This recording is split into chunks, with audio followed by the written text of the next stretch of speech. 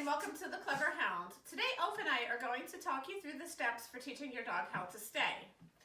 I like to teach stay initially actually in a crate if you use a crate with your dog, because you can teach them to wait at the crate door, and if they make a mistake, just quietly close the crate, not slamming it in their face, just quietly closing it as information. That can help quite a bit for getting them to learn to work for their release word.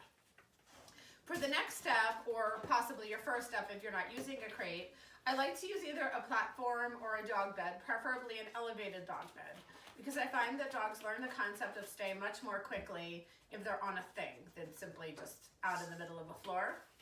The important thing with a stay is to remember you must have a release word. Your dog has to have a way of knowing that they're allowed to move off of their stay. So you have different choices on what you're going to use, but you need to make sure that you know and that you're consistent about using it. So I'm going to start out with Elf.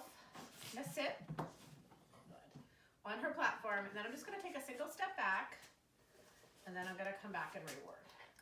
I'm not going to use a clicker for this. You can, but I think a lot of times the dogs tend to self-release when they hear the click, so it's often better not to.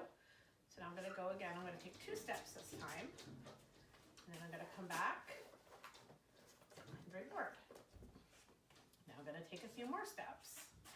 If this was her first time doing this, I would probably stay at the 1-step stage a whole lot longer. So after that third reward, I'm going to go ahead and say her release word, which is break. Yay! And then we're just going to play for a minute. All right, and then we'll do another round. Elfie! Good. Sit. Good. This time, uh-oh, you were sitting. Good girl. I'm going to take a little bit longer to come back.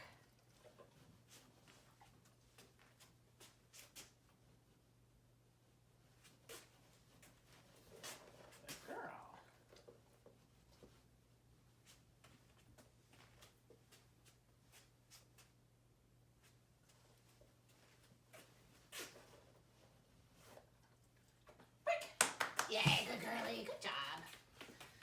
So that time she had to be a little more patient, wait a little bit longer. I was still going back fairly frequently and rewarding, which I would recommend that you do for quite a while in the early stages.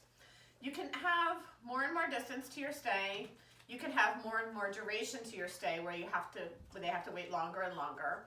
You can also add distractions to your stay, things like a leave it or a bouncing tennis ball, something like that. What you want to do while you're training, though, is only increase the difficulty of one thing at a time. So if I'm going farther, I'm not also going to go longer. Or if I'm going to wait longer or add some distraction, I might stay closer. If you're watching this and hoping to film your stay for your Novice Trick Dog title, the requirement for that is that you be able to be 6 feet away from your dog, which is like 2 big steps, for a total of 10 seconds. So that would be your goal for that, but it's definitely useful to work up to longer and longer stays. Your stay can be in either a sit or a down position.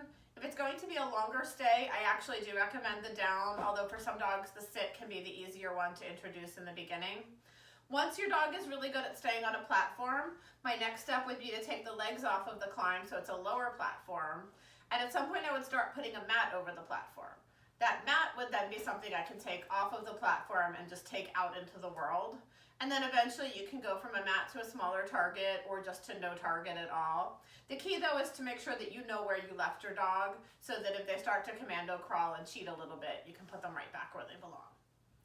Please let me know if you have any questions. I look forward to seeing your videos, and good luck with training your stay.